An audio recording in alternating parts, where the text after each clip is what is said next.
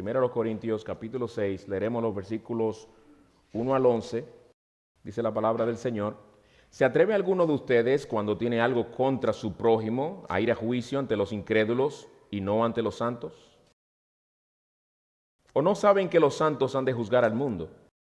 Y si el mundo es juzgado por ustedes, ¿no son competentes para juzgar los casos más sencillos? ¿No saben que hemos de juzgar a los ángeles? ¿Cuánto más asuntos de esta vida? Entonces, si tienen tribunales que juzgan los casos de esta vida, ¿por qué no ponen por jueces a los que nada son en la iglesia? Para vergüenza suya lo digo, ¿acaso no hay entre ustedes algún hombre sabio que pueda juzgar entre sus hermanos?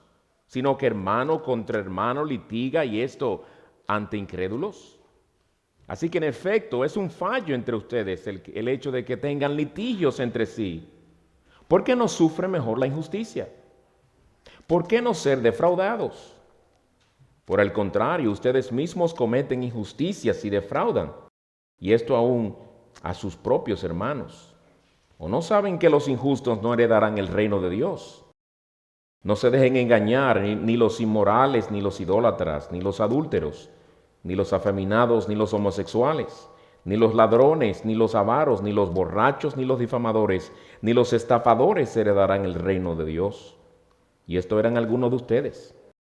Pero fueron lavados, pero fueron santificados, pero fueron justificados en el nombre del Señor Jesucristo y en el Espíritu de nuestro Dios. Vamos a orar, hermanos. Señor Dios de los cielos, qué pasaje tan importante tenemos por delante. Gracias por tu palabra. Tú conoces nuestra condición. Tú conoces que aún hay pecado remanente en nosotros, tus hijos. Y al estar juntos y vivir como una familia, vivir como una comunidad, hay roces, hay ofensas, hay injusticias, hay conflictos. Te rogamos que en tu misericordia nos ayudes a obedecer lo que tú nos das aquí, para nosotros resolver esos conflictos cuando se presenten en una manera que honre tu nombre y mantenga en alto el testimonio del Evangelio de Cristo. Te rogamos, oh Señor, que nos des luz por tu palabra, que nos ayudes a escucharla con un espíritu enseñable y deseoso de obedecerte. Te rogamos tu ayuda en esta hora en el nombre de Cristo. Amén. Vivimos en una sociedad sumamente litigiosa. Cientos de miles de demandas se entablan en las cortes de los Estados Unidos anualmente. Algunas de estas demandas tienen base legal. Muchas de estas demandas realmente son frívolas y sin fundamento alguno. Es más, hay muchos para quienes los litigios ajenos son un pasatiempo. Les fascina ver esos programas donde hay un juez y donde hay personas que públicamente ante millones de televidentes se sacan los trapos sucios al público, mientras esas personas se entretienen al ver esos pleitos ajenos. Actividades que en su gran mayoría ponen de manifiesto la avaricia, el odio, el rencor y los celos de la gente. Bueno, cuando Pablo escribió esta carta a los Corintios, la sociedad en la que ellos vivían no era muy diferente a la sociedad nuestra en el sentido de ser una sociedad también muy litigiosa, porque los griegos eran muy litigiosos. Era muy común entre ellos el que se llevaran a las cortes unos a otros por desacuerdos y conflictos. Y era también muy común el ver que había personas en esa sociedad para quienes era también un pasatiempo, como en nuestros días, el sentarse a escuchar en los tribunales sobre pleitos ajenos. Ese era el contexto sociocultural en el que Pablo le escribió esta carta a estos hermanos, y por lo que leemos en nuestro pasaje de hoy, de los versículos 1 al 11, algunos de estos hermanos de aquella iglesia habían estado resolviendo sus problemas civiles a lo estilo griego y no a lo estilo bíblico. Es evidente. Y quiero recalcar que eran problemas civiles, no penales. Porque de haber sido que un hermano hubiera cometido un delito contra otro, ni la reacción ni las instrucciones de Pablo hubieran sido las que tenemos en nuestro texto, hubieran sido totalmente diferentes. Pero estamos hablando de problemas civiles. En el pasaje que vamos a estudiar hoy, Pablo aborda este problema del cual también se le había informado.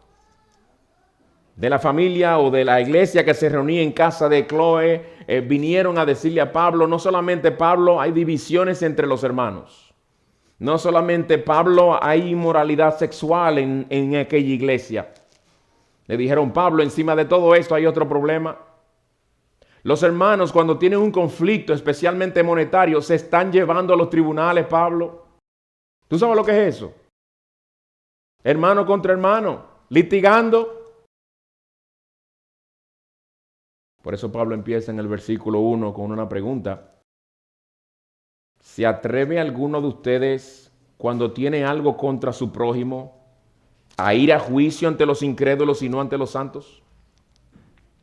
A primera vista parece una pregunta hipotética. Parece como si Pablo le dijera, hermanos, imagínense este caso hipotético y déjenme hacer una pregunta. Imagínense que ustedes tuvieran un pleito con un hermano, un problema con un hermano por un asunto de un dinero que le prestaron y no le ha reembolsado, no le ha pagado. ¿Ustedes se atreverían a ir ante los tribunales, ante jueces incrédulos, en vez de ir a los santos, a los creyentes? No es un caso hipotético que Pablo les está presentando. Pablo les está haciendo una pregunta como reacción de su asombro ante el espectáculo que había en aquella iglesia de que hermanos estaban haciendo esto ya. No era un caso hipotético, era un hecho. Y Pablo está muy indignado con lo que estaba pasando allí.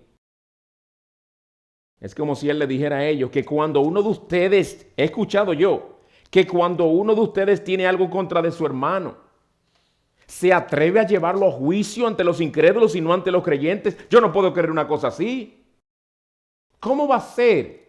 Corintios, explíquenme. Porque ya yo he quedado atónito con la manera en que ustedes han estado dejando pasar la inmoralidad de ese miembro y no han tratado con él. Yo estoy espantado con las divisiones que hay entre ustedes. Y miren que desde el capítulo 1, versículo 10, hasta final del capítulo, hasta parte del capítulo 4, yo he tenido que tratar con este problema. No, capítulo 4 completo. Pero ahora me entero de que así que ustedes están resolviendo sus problemas. Vamos a dividir este estudio en dos partes, viendo en primer lugar la conducta inconsecuente de los corintios, versículos 1 al 6, y en segundo lugar las instrucciones para hermanos con conflictos interpersonales, versículos 7 al 11. Pues en primer lugar vamos a ver una conducta inconsecuente, versículos 1 al 6. Había una contradicción entre lo que aquellos cristianos decían creer y decían que eran en Cristo y la manera en que estaban tratando sus problemas con sus hermanos cuando estos surgían. En los versículos 1 al 6, Pablo plantea 4 asuntos con el fin de llevarlos a ver a ellos lo inconsecuente que era su proceder al presentarse estos conflictos interpersonales. Había una inconsecuencia, había una contradicción de términos. Con su conducta estaban contradiciendo lo que profesaban. Y lo primero que Pablo les presenta a ellos es que aquella iglesia estaba perdiendo su enfoque. La iglesia de Corinto en ese sentido estaba perdiendo su enfoque. Aunque Pablo no lo dice explícitamente, parece ser, por lo que vemos en el contexto, que los problemas o desacuerdos que estaba habiendo entre estos hermanos, que los estaba llevando a ir a los tribunales, eran de índole monetario. Tenía que ver con dinero. Un hermano pensaba que el otro quizás le había jugado sucio y entonces decían, te voy a llevar a corte. Y esto lo podemos deducir por varias palabras que Pablo menciona en este contexto. Y una de esas palabras es el verbo defraudar. Él hace mención del verbo defraudar. ¿No es mejor ser defraudado? ¿Qué significa defraudar? Defraudar significa engañar o decepcionar a alguien al no cumplir una promesa, expectativa o compromiso, especialmente en asuntos financieros o legales. El término implica una falta de cumplimiento de las obligaciones o una conducta engañosa que causa daño o perjuicio a otra persona. Fin de la cita de esa definición que encontré en el internet. Algo más que nos hace pensar también que los conflictos de estos hermanos eran de índole monetario es el hecho de que él menciona varios pecados que tienen que ver con dinero. Más adelante, casi al final, menciona a los ladrones, los avaros y los estafadores en una lista de otros pecados de personas que si siguen y se conducen de esa manera, definitivamente no heredarán el reino de Dios. Sus hechos muestran que están perdidos. Bueno, la mención de estos tres pecados, la mención del verbo defraudar en este contexto, confirma que Pablo parece tener en mente que estos problemas eran principalmente de índole monetario. Ahora, por más importancia que ellos le dieran a su dinero, Pablo les dice a ellos que estaban peleándose por insignificancias.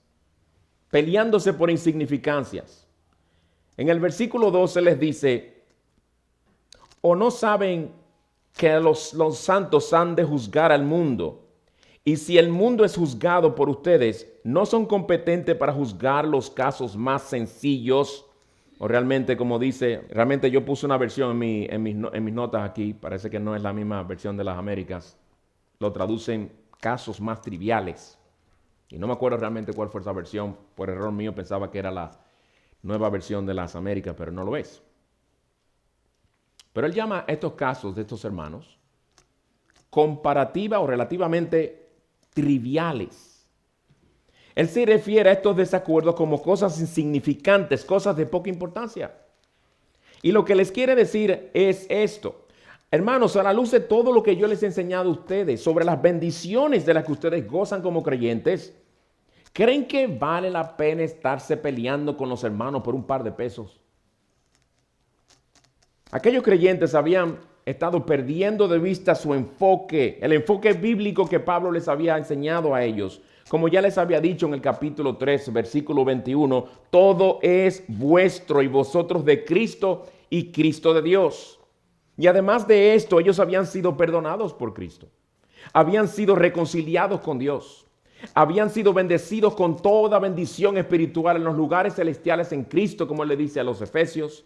Tenían la esperanza de una vida de eterna bendición en los cielos nuevos y en la tierra nueva. Y encima de todo eso, ellos eran hermanos en Cristo, que iban a disfrutar de la gloria por siempre con esos hermanos con los que en ese entonces tenían un pleito.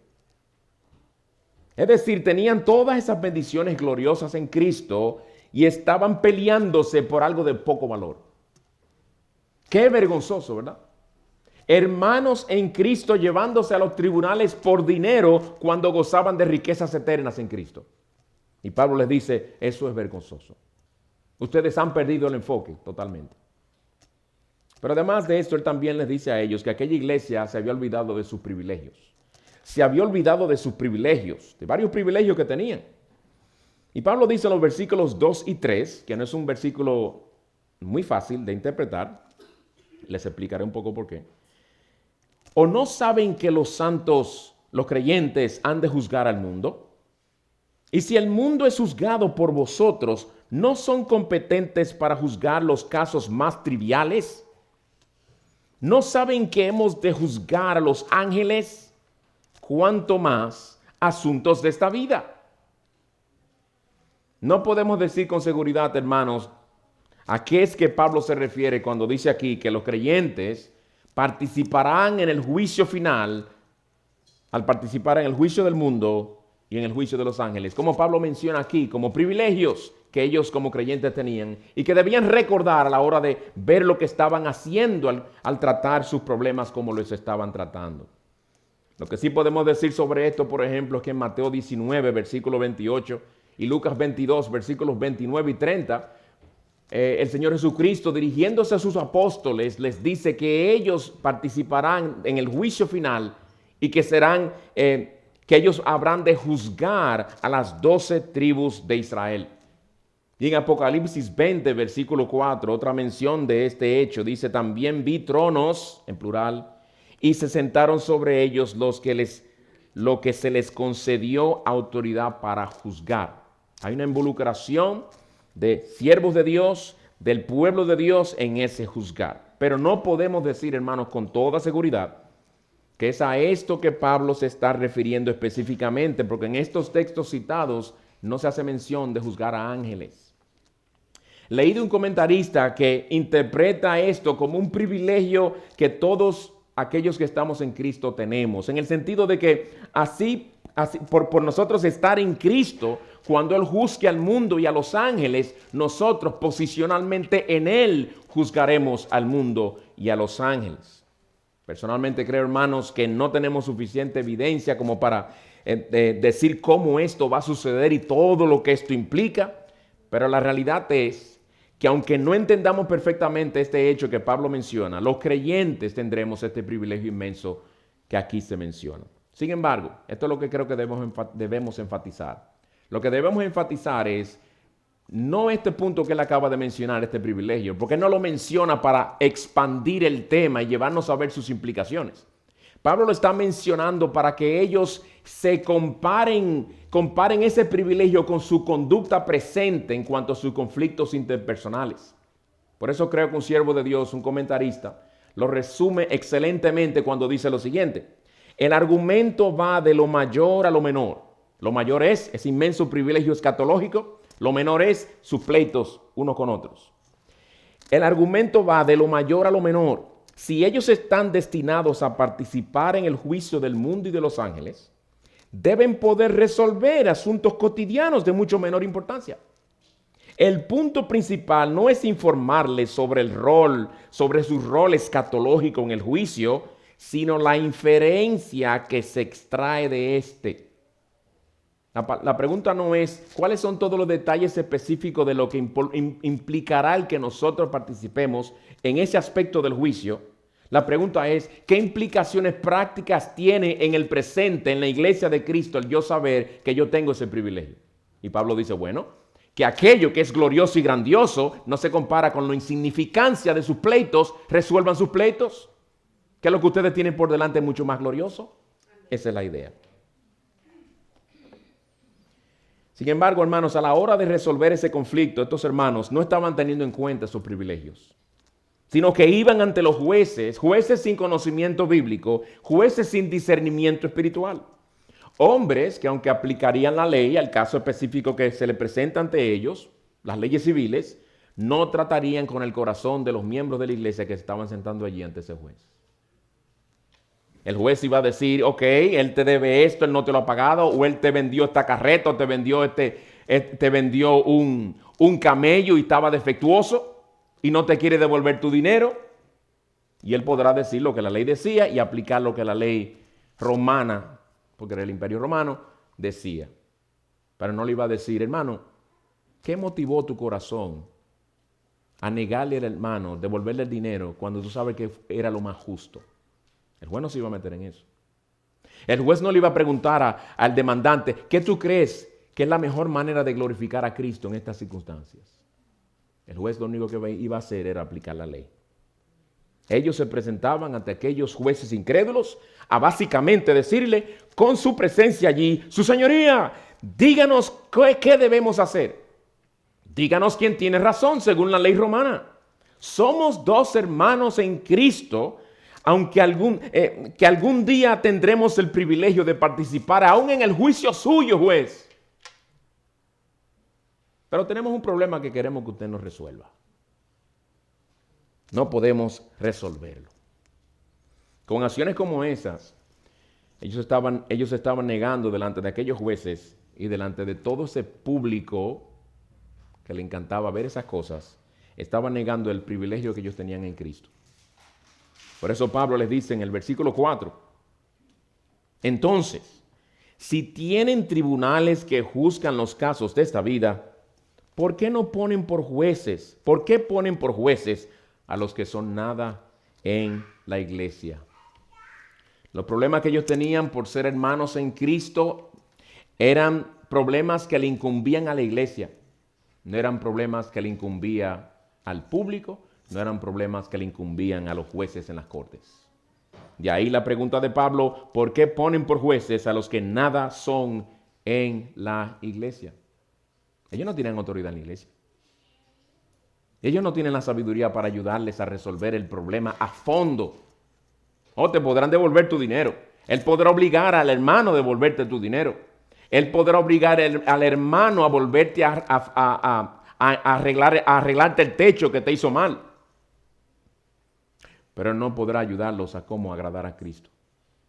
Ni tampoco ni les ayudará a mantener en alto el testimonio de Cristo frente a todo ese público ahí riéndose de ustedes dos, burlándose por el espectáculo que ustedes han hecho como hermanos en Cristo.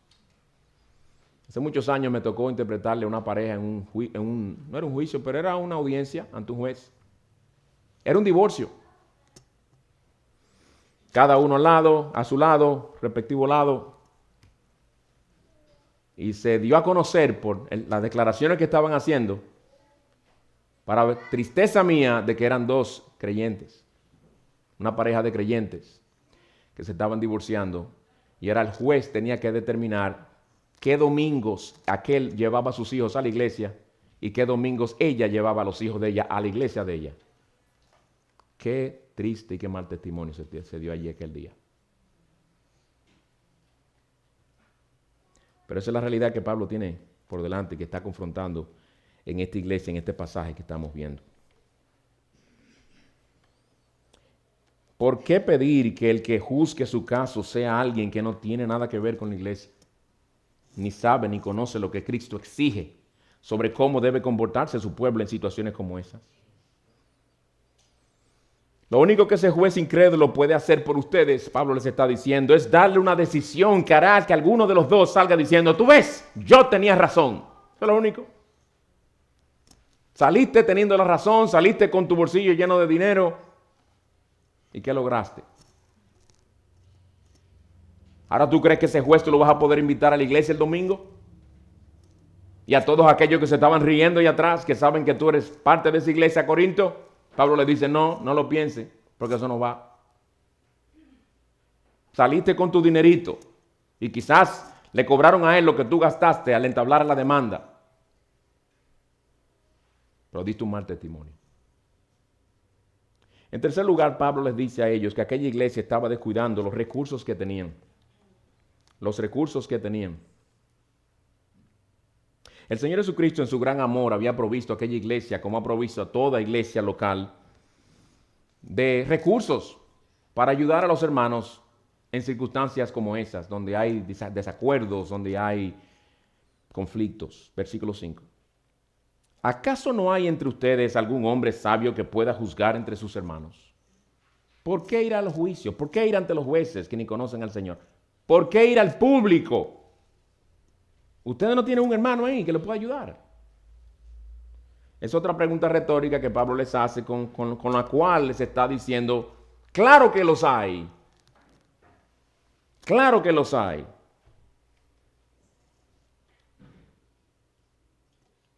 De hecho, cuando dice no hay entre ustedes algún hombre, en el original no aparece la palabra hombre. En el original lo que dice es no hay alguno o no hay uno. ¿Sí? Se usa una palabra en el original que es masculina, quizás por eso ponen hombre, pero creo que en las versiones que vi, la única versión que dice hombre es esta. Pero el hecho es, Pablo dice, ¿no hay nadie? ¿No hay nadie? ¿Están seguros? Podemos dar por sentado, hermanos, que Pablo también tiene en mente aquí a los pastores cuando habla de hombres sabios en este pasaje. Porque ¿acaso no se supone que los pastores sean hombres dotados de sabiduría bíblica y ministerial, a los cuales los hermanos en conflicto puedan ir con toda confianza de que se les guiará según la palabra de Dios? Si no fuera así, no fueran pastores, ¿verdad? Obviamente que Cristo le ha dado sabiduría bíblica y ministerial, sabiduría que deben ellos ir cultivando en el estudio de la palabra y en oración, pidiendo al Señor que le dé más y más y más. Y Santiago 1.5 nos dice a todos, y también a los pastores, el que se ve falto de sabiduría pídela a Dios, el cual da a todos abundantemente sin reproche. Pero no creo que Pablo únicamente se refiera a los pastores aquí, porque él hubiera dicho, no tenéis vosotros, o no tienen ustedes pastores a los cuales puedan ir. Por inspiración del Espíritu Santo, él dice, no hay nadie, no hay ninguno. Y no especifica pastores. Con esta pregunta Pablo les enseña a ellos que además de pastores, Cristo los ha enriquecido al darle hermanos sabios en la iglesia. Al darle hermanos y aún hermanas en muchos casos con conocimiento de la Escritura, con discernimiento espiritual, con madurez cristiana para ayudar a dos hermanos a resolver un conflicto. Claro, se espera que estos hermanos sabios aquí actúen, si no son pastores, actúen con la debida sabiduría bíblica y no se desliguen de sus pastores, sino que más bien colaboren con ellos en ese proceso de ayudar a estos hermanos. Por ser hombres sabios, entenderán la función de los pastores en la iglesia y en casos complicados habrán de procurar su guía y no actuar ellos mismos como si fueran los llamados a pastorear esas almas y dar cuenta por ellas. Pues como vemos, hermanos, Cristo había bendecido a los corintios con estos recursos, como lo ha hecho con toda iglesia local, pero ellos los estaban echando a un lado y estaban prefiriendo ir a resolver con los jueces incrédulos. Pablo les dice a ellos que aquella iglesia había perdido su enfoque, que aquella iglesia se había olvidado de sus privilegios, que aquella iglesia estaba descuidando los recursos que tenían en estos hombres y sabios que el Señor les había dado. Y por último, bajo el primer encabezado, les dice también que como iglesia estaban siendo un mal testimonio. Y esto es lo que él más parece enfatizar aquí. Como iglesia, por hacer lo que estaban haciendo y resolver las cosas como lo estaban resolviendo, estaban siendo un mal testimonio. Era algo sumamente chocante y preocupante para Pablo el haberse enterado de que estos hermanos estaban haciendo estas cosas de esa manera. Versículo 6. Sino que hermano contra hermano litiga. Esa frase debe chocarnos y debe entristecernos. Hermano contra hermano. ¿Para eso fue que Cristo nos compró con su sangre? ¿Para eso vinimos a ser hijos de Dios y formar parte de esa familia y tener ahora hermanos en Cristo para que de vez en cuando, depende cómo me traten, claro, hermano contra hermano litigue? Lo que debería leerse ahí es: hermano ama a su hermano. El hermano busca el bien de su hermano. No que hermano esté contra un hermano. Y para rematar el asunto, Pablo añade: y esto, esa cosa y esa actividad atroz y vergonzosa de que hermano esté contra hermano litigando, y esto ante incrédulos.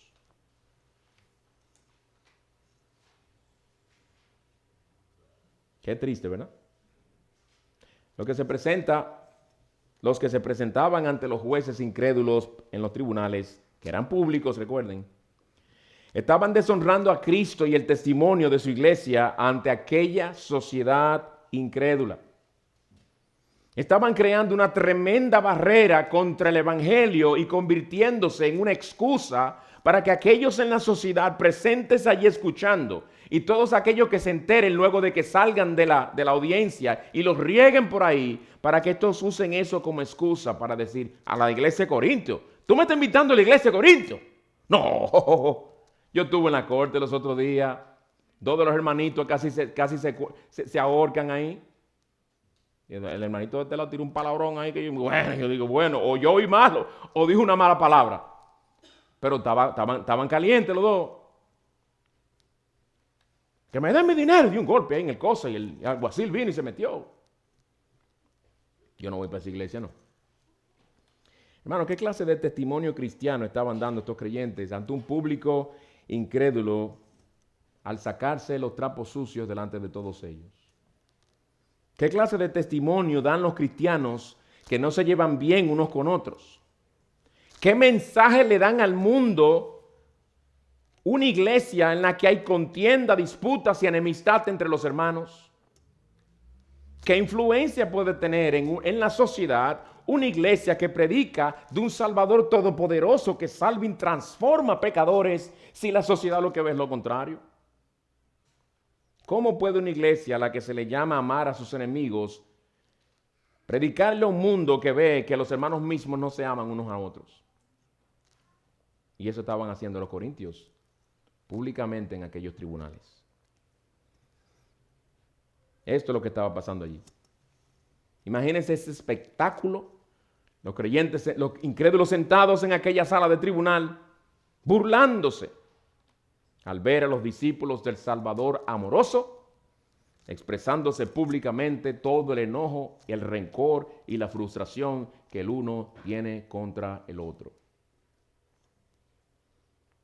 Esa es la conducta inconsecuente que Pablo confronta aquí en los versículos 1 al 6. Veamos ahora en segundo lugar, instrucciones para hermanos con conflictos interpersonales, versículos 7 al 11. Pablo era un verdadero pastor y por eso él no solamente los reprende, sino también que los instruye, porque toda la escritura es inspirada por Dios y entre las tantas funciones que tiene la palabra de Dios no solamente es útil para reprender, sino también para corregir e instruir en justicia. Y es lo que Pablo pasa a hacer en los versículos 7 al 11 de este pasaje.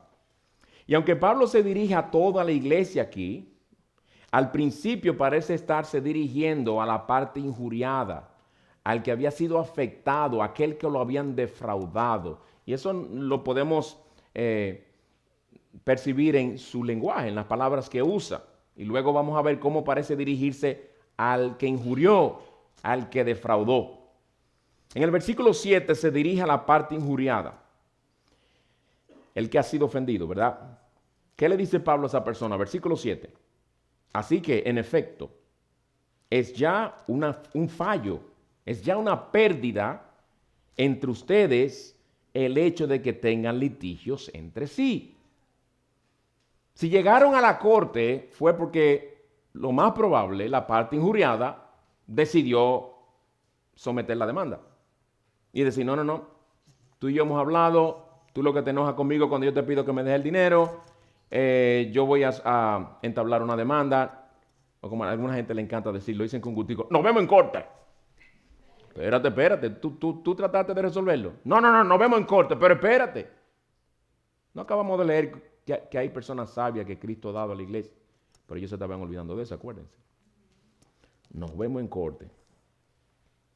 Pablo le dice a esta persona, el hecho de tú haber llevado a tu hermano a la corte, es más, el hecho de tú haber sometido los papeles en la corte para llevar a tu hermano a corte, por más injuriado que tú hayas sido, te voy a decir de entrada, ya tú perdiste. No, pero el juez no ha decidido, delante de Cristo tú perdiste. Dice Pablo, y eso es un fallo. Tú fallaste ya. En lo que a Cristo respecta, en lo que a su reino respecta, en lo que respecta a hacer su voluntad y glorificarle en medio de su iglesia, ya tú perdiste. Así que olvídate. Aun si llegaras a ganar delante de ese juez, aun si él dictaminara que tú tenías razón y le obliga a él a pagarte tu dinero, ya tú fallaste. El que trata así con sus hermanos le dice al mundo sin palabras, yo no estoy dispuesto a sufrir la pérdida. Yo no estoy dispuesto a tomar un segundo lugar o que se me trate a mí como si yo no valgo y como si mi dinero bien sudado no vale nada. Prefiero, lo dice no con palabras, recuerden, prefiero manchar el testimonio de la iglesia si eso conlleva el defender mi nombre y el proteger mis derechos. A estos, Pablo les exhorta a mejor actuar como Cristo. Segunda parte del versículo 7. Con una pregunta se lo dice. ¿Por qué no sufre mejor la injusticia? ¿Por qué por qué no ser mejor defraudados? Pablo les pregunta a ellos, en vez de seguir insistiendo en tus derechos y lo que se te debe, ¿por qué no mejor soltar el asunto y dejarlo así para no dar un mal testimonio ante el mundo? ¿Qué es más importante para ti? ¿Por qué no mejor perdonar así como el Señor te perdonó a ti? ¿Por qué no mejor sufrir la injusticia y olvidar esa deuda así como Cristo echó al fondo del mar tus pecados y te perdonó por todos ellos? Es verdad que aquel hermano no cumplió con lo que te prometió. Es verdad que aquel hermano quedó en arreglarte esto de esta manera, pero no te lo hizo de la manera exacta como el contrato decía. Él falló, te faltó, estuvo mal y no quiere corregirlo, no quiere admitirlo. Pero ¿y tú cuántas veces no has dejado de cumplir lo que el Señor demanda de ti? ¿Cuántas veces no le has faltado tú? ¿No te ha perdonado Él? ¿Acaso no le oras a Él diciendo, Señor, perdóname? Perdóname mis deudas como yo también he perdonado las deudas o las ofensas de los demás. El llamado aquí, hermanos, es a que pongamos nuestro nombre, nuestros derechos a un lado y perdonemos a nuestro hermano que nos ha agraviado. Pero no ha pedido perdón, pero que tengamos una actitud perdonadora y no estemos llevando a ese hermano a la corte. En primer lugar, que vayamos y busquemos ayuda, porque el Señor la ha provisto. Eso es lo primero. Pero si tú decides no buscar esa ayuda, no uses este como un recurso porque va a traer consecuencias. Vas a arrastrar por el suelo el testimonio del Evangelio.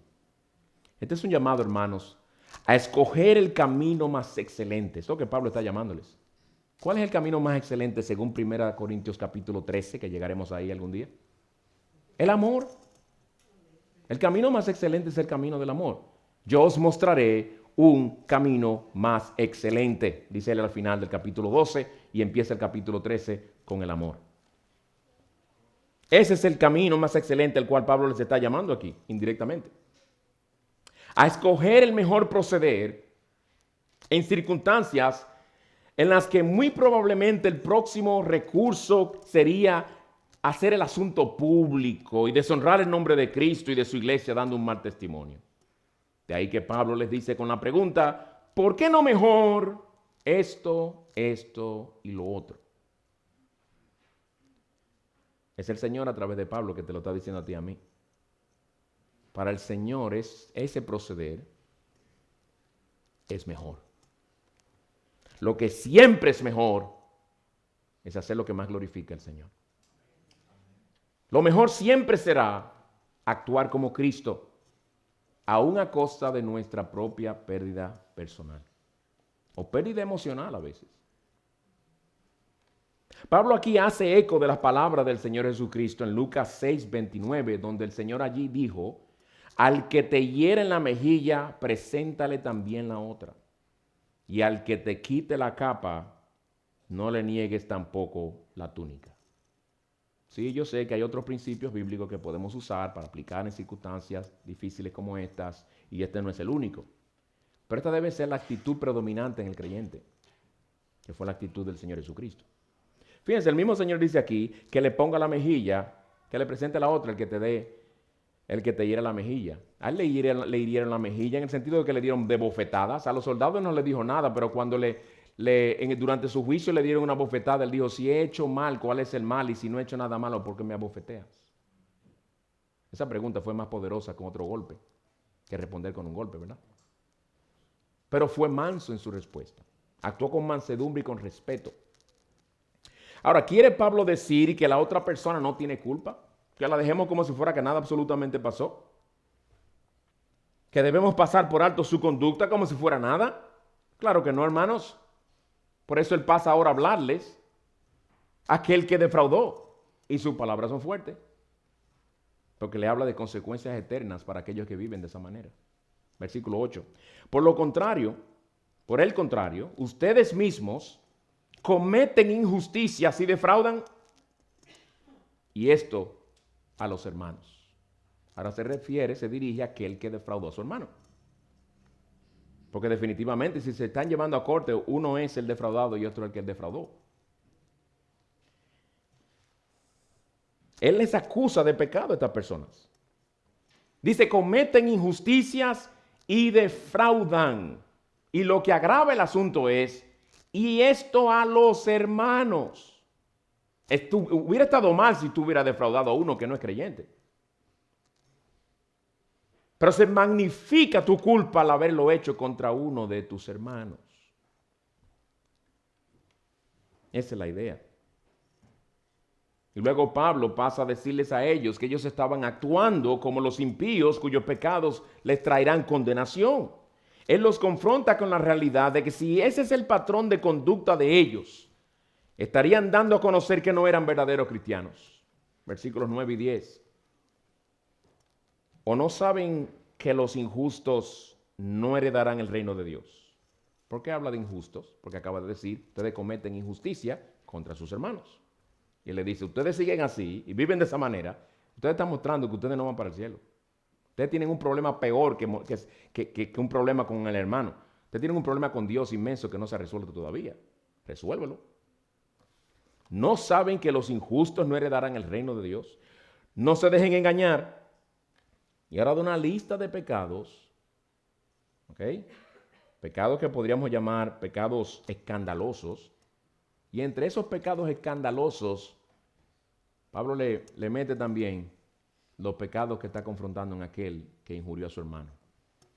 Ni los inmorales, ni los idólatras, ni los adúlteros, ni los afeminados, ni los homosexuales, ni los ladrones, tiene que ver con dinero, ni los avaros, dinero, ni los borrachos, ni los difamadores, ni los estafadores, dinero, heredarán el reino de Dios. Corintios, esto es serio. Pablo les está diciendo. Mira más allá de la toga del juez. Mira más allá de su autoridad. Mira más allá del lío que tú tienes con un hermano en la iglesia local.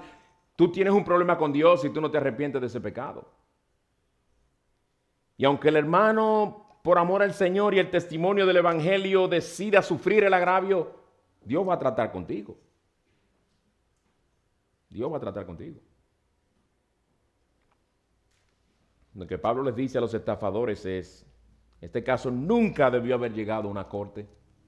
Tú tenías que haber reconocido tu injusticia y tu fraude. Tú debiste haber pedido perdón por haber sido injusto con tu hermano y por haberle jugado sucio. El hermano injuriado estuvo mal en llevarte a ti a la corte y dio un mal testimonio, pero peor hiciste tú, porque lo que tú hiciste fue lo que le llevó a él a ir a la corte. Pablo es mucho más fuerte con el que es culpable de injusticia y de defraudar a su hermano. Y Pablo concluye que todos, recordándoles a ellos que todos esos pecados que él acababa de mencionar, eran los pecados que los caracterizaban a ellos mismos en su vida pasada. Con los cuales se está recordando que para todo verdadero creyente, ustedes ven cuando uno lee los libros de historia que habla de la época, de cierta época, y dicen los años cuando son antes de Cristo, después de Cristo, ¿verdad? Bueno, para el cristiano verdadero siempre hay un antes de Cristo y después de Cristo. Todos esos pecados que Pablo menciona ahí, aquí, podemos identificarnos y decir, mire, de esa lista, 5 de esos, eso era yo. Oye bien, era yo. Yo antes de Cristo. Pero ya no, por su gracia poderosa y salvadora.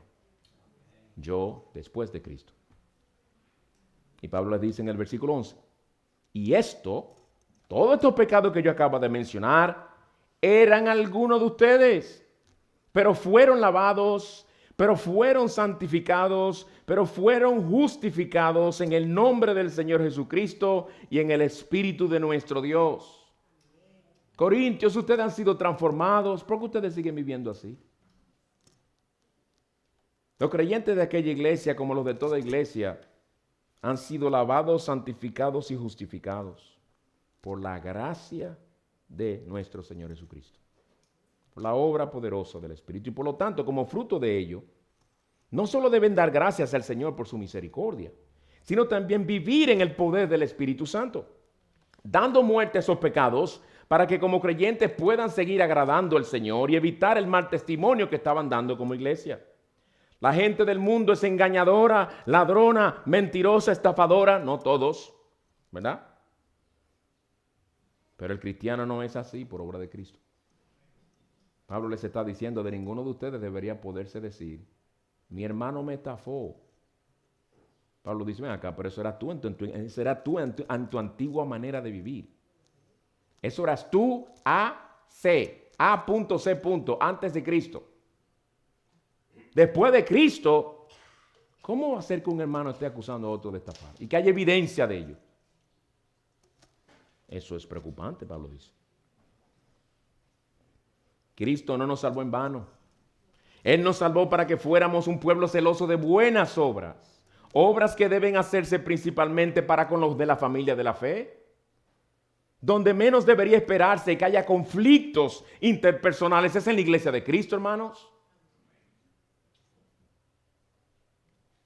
Y si los hay, procuremos primero pedir al Señor que nos perdone y procuremos resolverlos bíblicamente y en el poder del Espíritu Santo para la gloria de aquel que es el príncipe de paz. Pues hemos visto en primer lugar una conducta inconsecuente, versículos 1 al 6, y en segundo lugar instrucciones para hermanos con conflictos interpersonales, versículos 7 al 11. Dos aplicaciones para nosotros los creyentes y una para ti, amigo, que nos visitas en este día. En primer lugar, hermanos, en Cristo Dios nos ha provisto personas sabias que nos pueden ayudar con nuestros desacuerdos y conflictos interpersonales. De que ocurrirán conflictos, lamentablemente van a ocurrir. Van a ocurrir mientras estemos en este mundo de maldad, porque aún hay pecado remanente en nosotros. Pero el Señor no nos ha dejado solos, esa es la idea. No nos ha dejado solos, versículo 5. ¿Acaso no hay entre ustedes algún o ningún sabio que pueda juzgar entre sus hermanos? La respuesta obvia es claro que los hay, sí, los hay, Pablo. Yo conozco al hermano tal, muy sabio, muy maduro en el Señor, etcétera, etcétera. Los hay, porque el Señor no nos ha abandonado. Hay una solución, es decir, hay solución para nuestros conflictos interpersonales. No hay razón para seguir con esos conflictos. Por lo tanto, hermanos, no hay necesidad de llegar a enemistarnos con un hermano o con una hermana por un desacuerdo o conflicto que no hemos podido resolver entre nosotros cuando tenemos pastores y hermanos maduros que pueden darnos guía y consejo para ayudarnos a resolver ese problema. No hay necesidad de seguir con ese conflicto. Muy probablemente nosotros nunca llevemos a un hermano a la corte, pero cuando no podamos resolver algún desacuerdo que ha creado una fractura en esa relación, la solución no está en enemistarnos del hermano con quien pasaremos la eternidad en gloria, sino buscar ayuda. Ahí que está la solución. Ahí se empieza con la solución. Primero orando al Señor, uno tratando con su propio corazón con las Escrituras y buscando ayuda. La pregunta no es si hay quienes pueden ayudarnos. Ya esa respuesta la sabemos. Los hay. Esa no es la pregunta. La pregunta es si estamos dispuestos a buscar esa ayuda y a recibirla de aquellos hombres sabios y maduros que el Señor ha puesto a nuestro alrededor para ayudarnos con conflictos triviales y con conflictos manga larga. Pero están ahí. La pregunta es, ¿qué hacemos nosotros con ellos? Si Cristo los ha puesto a nuestra disposición. Pero quizás tú me digas, mi hermano, es que a mí no me gustaría que los pastores ni ningún hermano en la iglesia se estuviera enterando del problema que yo tengo con un hermano. Y yo te respondería, eso es muy noble de tu parte, el que tú quieras ser discreto y que tú no quieras estar divulgando, ¿verdad? Tuve un conflicto con el hermano tal. Es muy noble de tu parte, pero sé consecuente por lo menos. ¿A qué me refiero? Bueno, que hay personas que dicen eso. Yo no quiero buscar ayuda porque yo no quiero que otros se enteren. No quiero decir nada, pero le están diciendo a otros que no lo pueden ayudar. Y lo están regando por ahí. El conflicto lo sabe muchísima gente. Familiares, hermanos de otras iglesias, hermanos de su propia iglesia. Pero es curioso, nunca van a la persona que sí lo podría ayudar. Y no proponen, vayamos donde fulano para que nos ayude, porque yo quiero una solución. Porque realmente no hay el interés de resolver. El texto no te llama a buscar un hermano sabio para que te apoye. Porque hay personas que van a alguien, pero es para que los apoye, no para que los ayude. El texto no te llama a buscar un hermano sabio que te apoye, sino a uno que tenga la sabiduría para juzgar entre los dos de manera objetiva e imparcial según la palabra de Dios. Alguien que les vaya a hacer el bien a cada una de sus almas. Alguien que les será franco, que como amigo sabrá herir tu corazón y aunque no te guste lo que te diga y te diga, fulano, se te pasó aquí. fulano, ¿y esto? Fulano, esto no concuerda con la realidad. Fulano, ese trabajo está mal hecho. Buscar a alguien así y estar dispuesto a sentarse con ese alguien es en verdad querer resolver los conflictos entre los hermanos en la iglesia. Rechazar ese recurso provisto por Cristo a su iglesia es no querer resolver el conflicto, sino perpetuar el conflicto. Como si alguien en su carne lo que quisiera es tener una razón para seguir enemistado de un hermano en Cristo. Y no quiere ni considerar la más mínima posibilidad de sentarse con un mediador para que los ayude. Y aquí Pablo dice, pero hay mediadores entre ustedes. ¿Acaso no hay entre ustedes alguno sabio que pueda juzgar entre sus hermanos? Pero si tú te crees sabio en tu propia opinión y piensas que no necesitas la sabiduría de tus pastores u otros hermanos, puede que nunca vayas a una corte, pero fracturarás tu relación con uno por quien Cristo murió. Y te pregunto, ¿cómo podrás reunirte a adorar a Dios con esa enemistad en tu corazón cuando el asunto pudiera haberse resuelto si estuvieras dispuesto a que los ayuden? Sea humilde y busca guía y busca sabiduría para que puedas glorificar al Señor y promover la paz en la iglesia de Cristo. En segundo lugar, estemos dispuestos a sufrir el agravio. Estemos más dispuestos a sufrir el agravio que a reclamar nuestros derechos. Estemos más dispuestos a sufrir el agravio que a reclamar nuestros derechos. El Señor nos dice aquí, ¿por qué no sufren mejor la injusticia? ¿Por qué no ser mejor defraudados? No que sea fácil, hermanos, el ser objeto de una injusticia o que nos defrauden. Eso no es placentero. Pero si la única alternativa que les queda es hacer el asunto público ante un juez o dar un mal testimonio ante los incrédulos, mejor es sufrir la injusticia y encomendarle el asunto al Dios soberano para no dar un mal testimonio. Ahora, el orgullo de nuestro corazón y nuestra falta de mansedumbre y confianza en el Señor no nos dejará tranquilos con lo que el Espíritu Santo inspiró a Pablo a escribir aquí. No nos gusta eso. Si nuestro corazón está lleno de orgullo, yo dejar eso así. Yo sufrir el agravio. Ay, no. Mire lo que me han hecho a mí. ¿Y quién eres tú? Oh, yo soy yo. Ajá. ¿Algo más? Tú eres inmortal, tú eres invencible, tú eres todopoderoso. ¿Qué te hace superior a ese hermano que supuestamente te injurió? ¿No será la opinión extremadamente desmedida que tienes de ti mismo y de tu propio honor, que no te permite considerar la más mínima posibilidad de sentarte con alguien a que los ayude? Si eres demasiado orgulloso y piensas que te han defraudado, leerás lo que Pablo dice aquí. ¿Por qué no sufren mejor la injusticia? ¿Por qué no ser mejor defraudado? Y empezarás a luchar con el texto.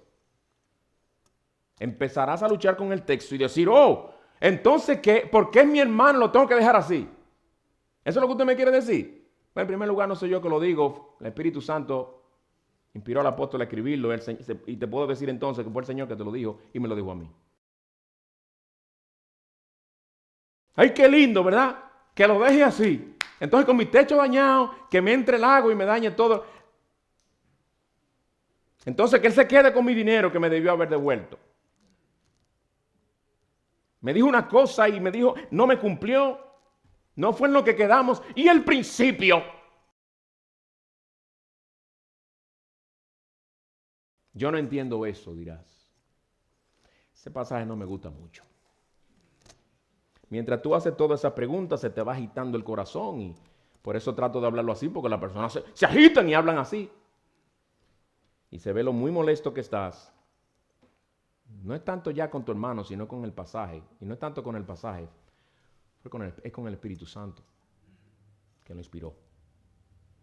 Y es porque no estás de acuerdo con tu Señor, que te dice que lo mejor es sufrir el agravio y no dar un mal testimonio del Evangelio. ¿Cuánto realmente amas el Evangelio de Cristo? ¿Cuánto te interesa realmente mantener en alto el nombre de Cristo por encima del nombre tuyo?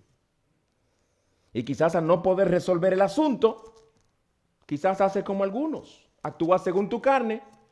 Y algunos que no pueden resolver el asunto, no pueden desquitársela con su hermano, hayan cierto solaz en matar la reputación de su hermano hablando mal de él y hablándole y divulgándole el caso a todo el mundo. Y puede que hasta tus hijos y hasta tus seres queridos más cercanos hasta ya conocen de ese asunto. Mi pregunta es, ¿qué has logrado con eso? Yo te voy a decir que has logrado, algo horrible has logrado. Has sido un mal testimonio del Señor Jesucristo que sufrió más injusticias que tú por amor a ti.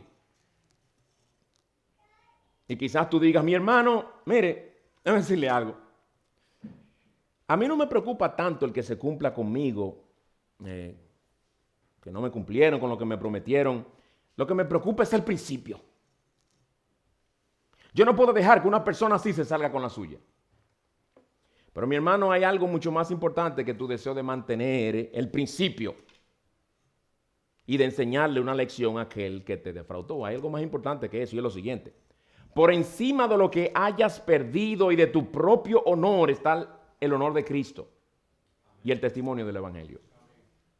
Siempre será mejor que tú sufras el agravio a que sufra el testimonio del Evangelio. Mejor es que si alguno se llegara a enterar de lo que te hicieron, se entere de cómo tú pusiste la otra mejilla y dejaste el asunto en las manos del Dios soberano, y que no que se enteren que tú te la pasas asesinando el carácter de ese hermano que tú dices te injurió. Ve todo esto mejor, hermano, como una oportunidad que Dios te está dando para reflejar el espíritu perdonador de tu Salvador. Dios te ha puesto un escenario perfecto para que Cristo crezca y tú mengues. Pero nos duele cuando nos van achicando así, ¿verdad? Nos duele. Pero Dios lo que quiere es eso. Que Cristo crezca y tú y yo menguemos. Yo sé que hay un sinnúmero de preguntas que se habrán suscitado en la mente de ustedes al oír una exhortación como esta, a la luz del pasaje, ¿verdad? Oye, entonces, ¿cómo yo lo hago en caso de que esto sea así? Y en caso de lo que otro... Pueden acercarse después del sermón, hablar con uno y hablaremos del asunto. Pero no te vayas sin recordar esto. El honor de Cristo y el testimonio del Evangelio debe ser más importante para el creyente. Y cómo nuestras acciones pueden afectar esas cosas. ¿O es que acaso tú quieres que tus hijos y familiares inconversos, por causa de ti, vayan a decir, en esta iglesia la gente se la pasa peleando? O que digan, yo no voy a esa iglesia porque allí la gente por cosas triviales se ladran unos a otros y se muerden unos a otros. ¿Acaso no dijo el Señor Jesucristo a sus discípulos, en esto conocerán todos, sean ateos, sean religiosos moralistas, sean personas interesadas en el Evangelio como aquellos que lo rechazan? En esto conocerán todos que son mis discípulos, si se tienen amor los unos a los otros. El Señor en su providencia te pondrá y me pondrá a mí en situaciones que exigirán que le muestres el amor de Cristo a tus hermanos.